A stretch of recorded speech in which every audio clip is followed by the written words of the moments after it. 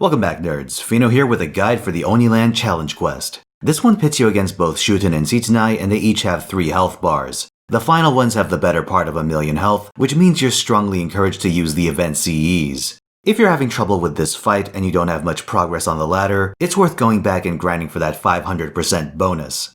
Right off the bat, Shuten passively gives her team a crit damage buff, while you get a star gen buff. On first break, she applies a similar effect again, but with a 3-turn duration. On second break, she gives both teams a chunky attack and defense buff. Her standard kit includes sure hit on her noble phantasm, so be careful with your evades. In general, Shuten accelerates the fight as you reduce her health. While she gives your crit teams resources to work with, you can't just rush her down and expect to get away with it. This brings us to Sitanai. On first break, she gets a 3-turn attack and defense buff. On second break, she cleanses her debuffs and gets 3 turns of NP damage and debuff success. In addition to this, her basic kit has a single turn invuln. Right off the bat, there's a pretty effective way of losing this fight. If you try to AoE but you don't have the damage to finish it quickly, you can get a situation where Shuten loses 2 bars and Sitanai loses 1 before you drop momentum. What happens then is that Sitanai reams your team with huge crits while shrugging off your attacks. Unless you can bypass or remove defense buffs while surviving retaliation, I'd avoid this approach. That said, I'll note that a sufficiently swole Kiara shits all over this fight.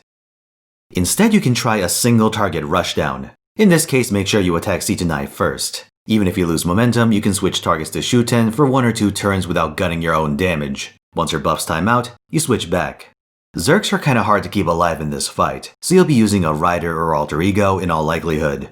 Kintoki Rider, Ryoma, and Mecha Ellie are some cores you can build your team around, if you need ideas on that front.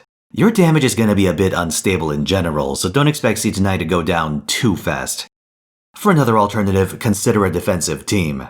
Aside from Shuten's passive buff, you can wait out most of the mechanics in this fight. Once Sitanai and Shuten exhaust their crit and attack buffs, they don't have much to throw at you aside from their noble phantasms. Running Masher Jean with an arts attacker and a healer, extra taunters, or a crit supporter can help you control Sitanai while she exhausts her resources. You can even scrap the attacker and just put Royal Icing on one of your stall characters, if you're so inclined. Just be aware that Sitanai has a 3-tick NP bar, meaning you'll have to brace yourself for abuse on a regular basis. 500-year obsession can help with that, if you happen to have one. Really, the core idea of this fight is that it punishes you for throwing damage around carelessly. Once you have a strategy for controlling Sitanai's damage spikes, you have a decent amount of flexibility as to how you clear it.